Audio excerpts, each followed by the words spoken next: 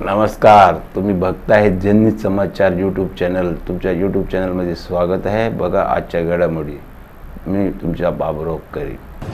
Republican Party of India Secular जे सर्व लोकसभा क्षेत्रातील पदाधिकारी या ठिकाणी उपस्थित आहेत.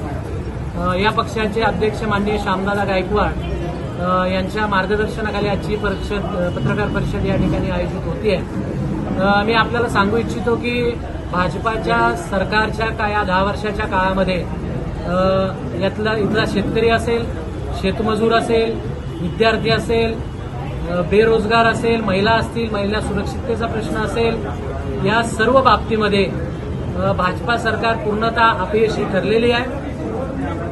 इंडिया गठबंधनने जो जाहीरनामा या ठिकाणी जारी केलेला आहे तो जाहीरनामा पाहता मला वाटते सर्वसमावेशक आहे, सर्व जाती धर्मियांना घेऊन जाणार आहे.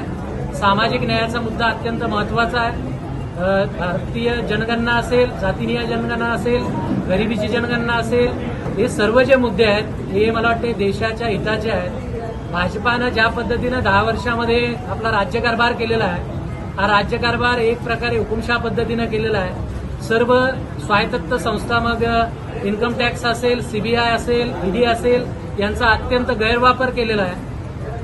संविधानाची जी मूल्ये आहेत ती संपवण्याचं काम देखील भाजपा शासनानं केलेलं आहे आणि संपूर्ण देशामध्ये अत्यंत एक भयावह अशी परिस्थिती आहे. अशा काळामध्ये सर्वसामान्य सगळ्या जाती धर्मातल्या सर्वांना असं वाटतंय की भाजपाचं शासन नको आहे आणि याच्या विरोधामध्ये मोठ्या प्रमाणात सर्व स्तरावरून विरोध होतोय. Republican Party of India secular आणि जे बाबासाहेब आंबेडकरांच्या विचारांना मानतात, फुलेशाह आंबेडकरांच्या विचारांना मानतात, अशा सर्व पक्ष संघटनांनी भारतीय स्तरावर, देशाच्या स्तरावर असा संकल्प केलेला आहे की भाजपाला कुठल्याही पद्धतीनं हरवणं आणि याच्यासाठी सर्व परीनं प्रयत्न करणं, त्याचाच भाग म्हणून इंडिया आघाडीला आंबेडकरवादी अनेक संघटनांनी, त्याचबरोबर Republican Party of India secular या पक्षानं आधीच पाठिंबा जाहीर केलेला आहे.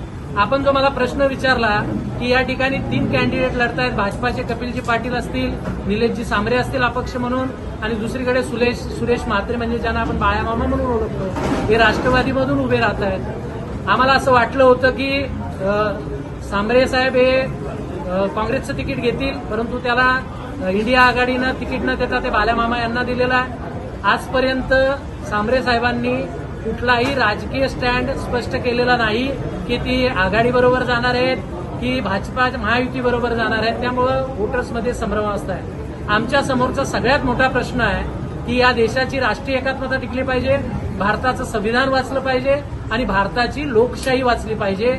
या मुद्द्यावर आंबेडकरीवादी विचारांचं, विशेष करून बौद्धांचं आणि दलित समाजाचं, त्याचबरोबर धार्मिक अल्पसंख्याक समाजाचं कुठल्याही पद्धतीनं मतांचं विभाजन होऊ नये.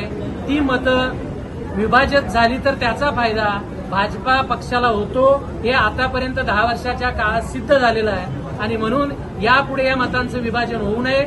इंडिया आघाडीचं सरकार या देशामध्ये, गठबंधनचं सरकार आलं पाहिजे, ही आमची प्रामाणिक इच्छा आहे. आणि म्हणून आज रोजी आम्ही भिवंडी लोकसभा मतदारसंघामध्ये सर्वच विधानसभा क्षेत्रातील सर्वच पदाधिकाऱ्यांच्या उपस्थितीमध्ये सुरेश म्हात्रे अर्थात बाळामामा यांना पूर्णतः समर्थन देण्यासाठी आजची पत्रकार परिषद घेतलेली आहे.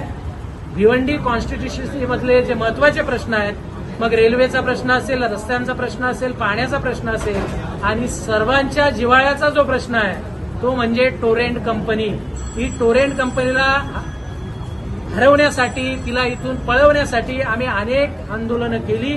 भाजपानं या बाबतीमध्ये कुठलीही भूमिका घेतलेली नाही.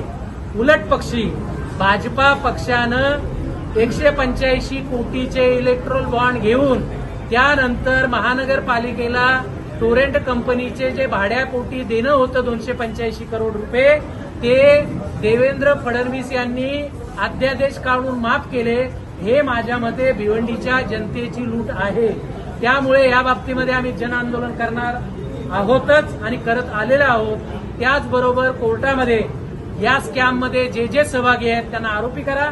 त्याचबरोबर कोर्टानं महाराष्ट्र शासनानं जो बेकायदेशीर अध्यादेश काढून 285 कोटी रुपये जे भिवंडीच्या जनतेच्या रक्ताचे घामाचे होते जे भिवंडीच्या विकासासाठी वापरला आले असते ते टोरेंट कंपनीला देऊन एक प्रकारे भिवंडीच्या जनतेची लूटमार केलेली आहे आणि त्यामुळं बाळामामा यांनी आतापर्यंत टोरेंट कंपनीला हटवू अशा पद्धतीची जी भूमिका घेतलेली आहे त्यांच्याबरोबर त्या भूमिकेत आम्ही सहभागी राहू आणि येणाऱ्या 10 दिवसात या 5-6 दिवसात आम्ही मुंबई हायकोर्टामध्ये रिट फाईल करणार आहोत की टोरॅन्टो कंपनीला 285 कोटी रुपये परत करण्याचे आदेश महाराष्ट्र शासनाला करावेत।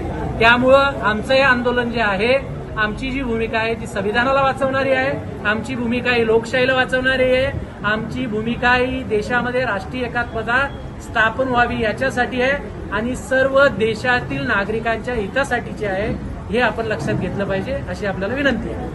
जनहित समाचार न्यूज सत्याच्या समर्थक आहे। जनतेच्या समस्या शासन आणि प्रशासनापर्यंत पोहोचवण्यासाठी जनहित समाचार YouTube चॅनलला सबस्क्राईब करा आणि बेल बटन दाबा। तुम्हाला व्हिडिओ आवडल्यास कृपया तुमच्या मित्राबरोबर शेअर करा आणि कमेंट करा। तुम्ही आमच्या चॅनल बघितल्याबद्दल धन्यवाद। जय हिंद, जय महाराष्ट्र।